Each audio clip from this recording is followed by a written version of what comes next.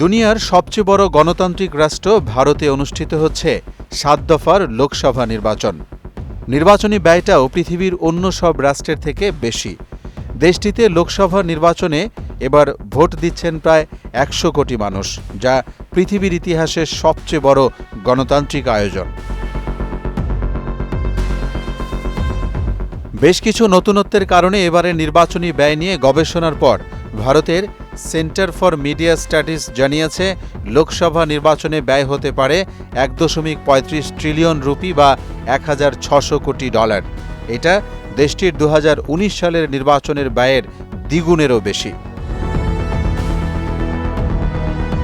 আর নির্বাচন ঘিরে ভারতের রাজনৈতিক দলগুলো কেন বিপুল পরিমাণ অর্থ ব্যয় করে তা বরাবরই তুলে ধরেন বিশেষজ্ঞরা। সুদবিহীন ব্যাংকিংয়ে আত্মশুদ্ধির পথ এনআরবিসি ব্যাংকের ইসলামিক ব্যাংকিং আল আমিন। তাদের মতে কোনো সুনির্দিষ্ট একটি কারণে এই বিপুল ব্যয় নয়, এর পেছনে রয়েছে একাধিক কারণ, যেখানে ভোটারদের জন্য মিষ্টি কেনার বিষয়টিও তুলে ধরা হয়েছে। তবে আয়তনে ভারত বড় হওয়ায় বিশাল সংখ্যক ভোটারের কাছে পৌঁছাতে দলগুলোর খরচ বেশি হয়, তেমনি প্রার্থীর সংখ্যা বেশি বলে নির্বাচনী খরচও বেশি হয়ে থাকে। ২০১৯ সালে গড়ে একটি আসনে ১৫ জন প্রার্থী লড়েছেন দেশটিতে। তীব্র প্রতিদ্বন্দ্বিতাপূর্ণ নির্বাচনে ভোটার টানতে পাল্লা দিয়ে খরচ করতে হচ্ছে প্রার্থীদের।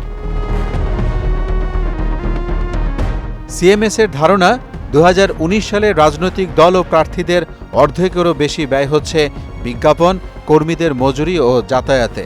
তাছাড়া ভারতে ভোটের সময় ভোটারদের উপহার সামগ্রী পাঠানোর একটা রীতি প্রচলিত আছে, যার মধ্যে মদ, মিষ্টি, ঘরের জন্য টিভি আর পালার জন্য ছাগল পর্যন্ত কিনে দেওয়া হয়। এতে করে নির্বাচনী ব্যয়ের প্রায় ৪ ভাগের ১ ভাগই ব্যয় হয় এখানে। মোহাম্মদ ওয়ালিউল্লাহ, মোহনা ডিজিটাল।